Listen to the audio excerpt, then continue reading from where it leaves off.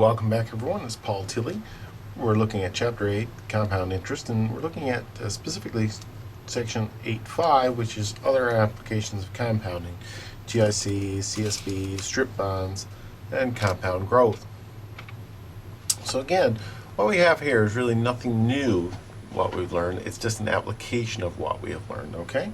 So it's applying the basic concepts that we've looked at so far.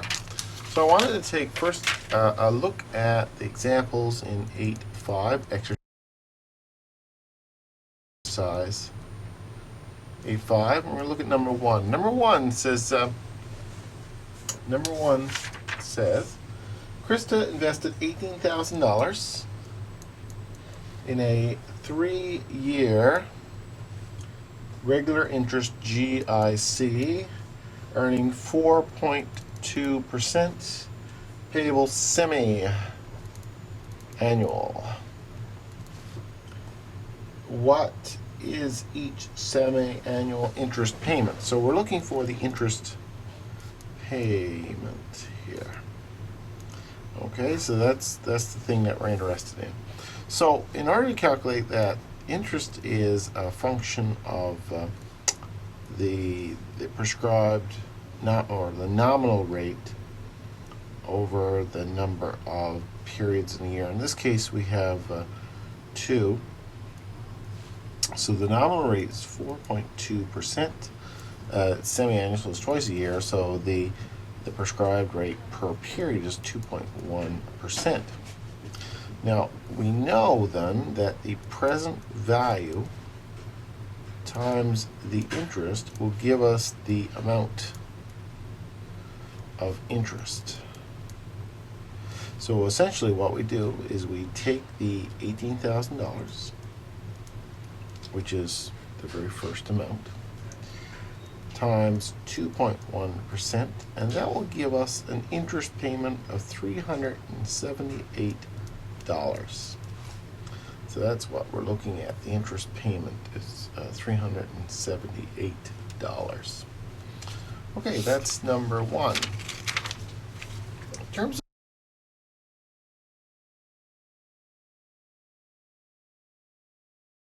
of number 3, number 3 says Mr. Dickinson purchased a 7-year, $30,000 compound interest GIC with funds in his RRSP.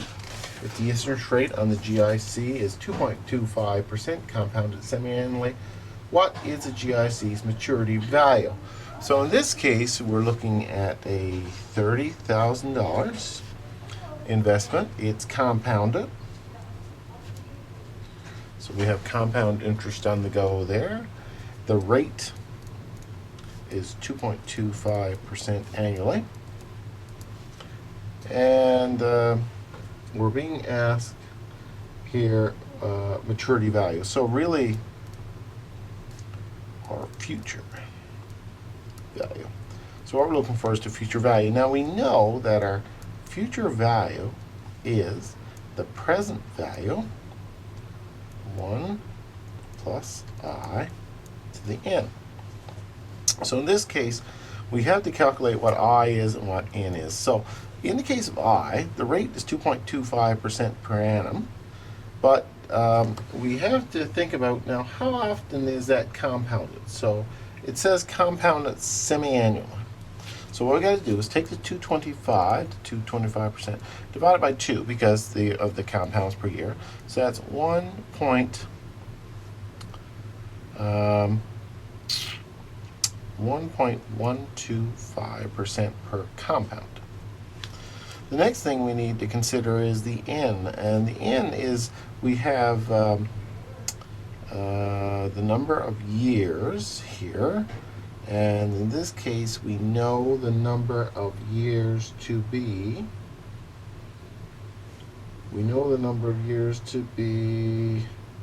7 years, and there's 2 per year, so there's 14 compounds. Okay, so we take our future, in order to calculate our future value, we take our present value, $30,000. 1 plus the interest rate that we came up with, 0.01125, convert to a decimal, 14. So our future value then, when we crunch those numbers on that, will come to 35,086.56. So essentially, $30,000 will grow to $35,000 and $35,086.56 under the scenario of a 7-year semi-annual 2.25%. Let's take a look next at number 5. Number 5 says to us, a trust company offers 3-year compound interest GIC. So it's a 3-year GIC compound.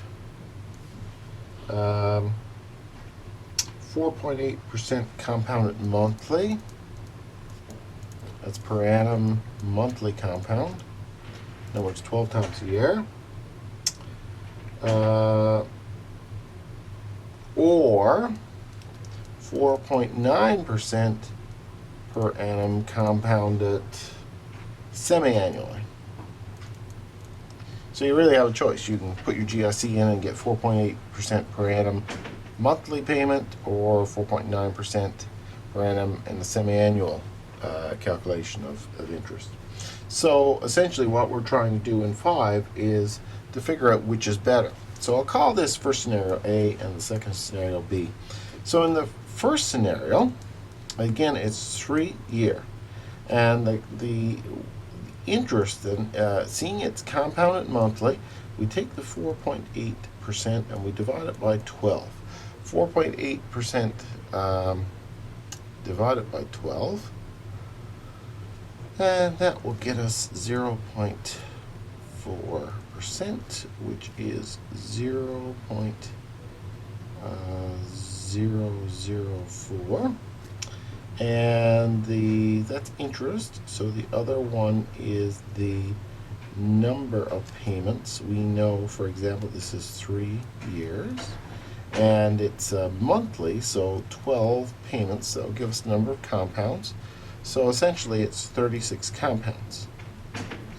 So we just plug that into the future value formula again. If V equals PV, 1 plus I to the n. The present value in this case, we know that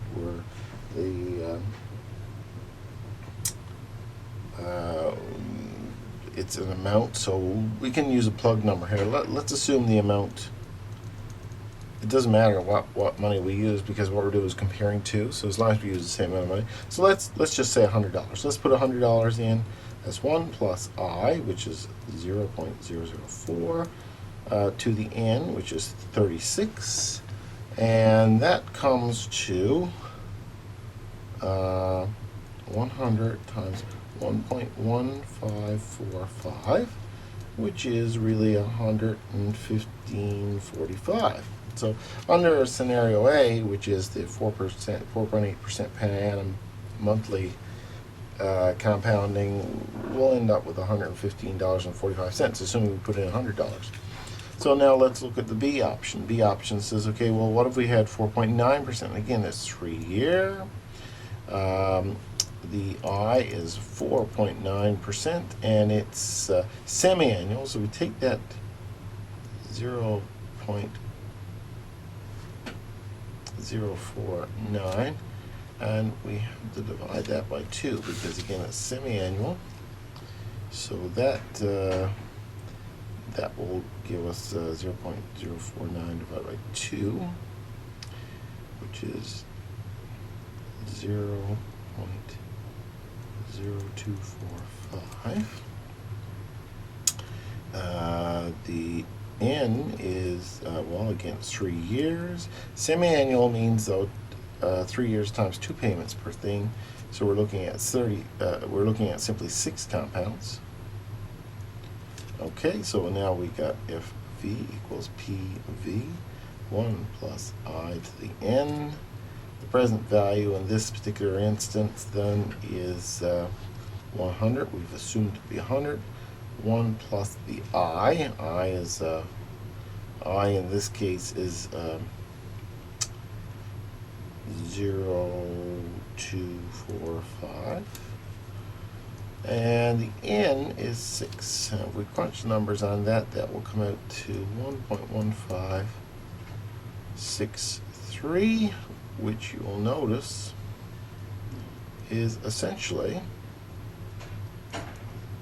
the same. So if it's compounded monthly at 4.8% or compounded semi-annually at 4.9%, they're pretty much the same. So there's not a lot of difference in terms of the end game with these. So we should be indifferent to one format or the other. It really wouldn't matter to us in terms of that.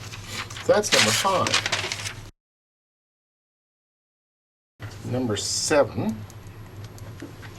Number 7 says, how, if at all, will the future value of $1,000 invested in a 3-year variable rate GIC differ if it earns 2, 3, and 4% in successive years instead of 4, 3, and 2% in successive years? So what we've done is we've effectively put $1,000 in, and in year 1, year 2, and year 3, it earned different rates. So we got 2, 3, and 4% in the first scenario.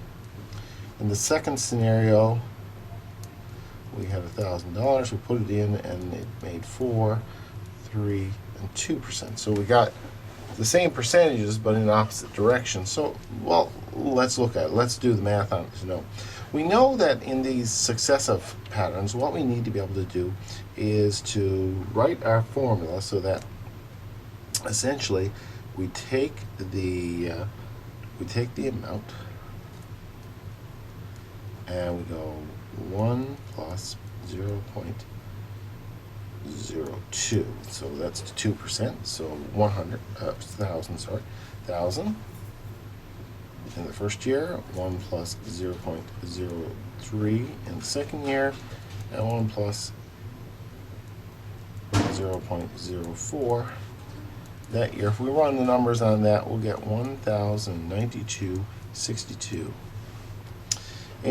So that's A, and a B, we'll take 1,000, and we're getting 4% the first year. 1 plus 0.04, 1 plus 0.03, 1 plus 0.02, and we'll get exactly the same amount there.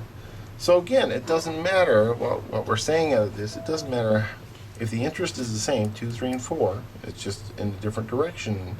If the interest is the same, we'll end up with exactly the same outcome, and we'll earn $92.62 worth of interest regardless of when the percentages occur. So that's that section. Have a look at those.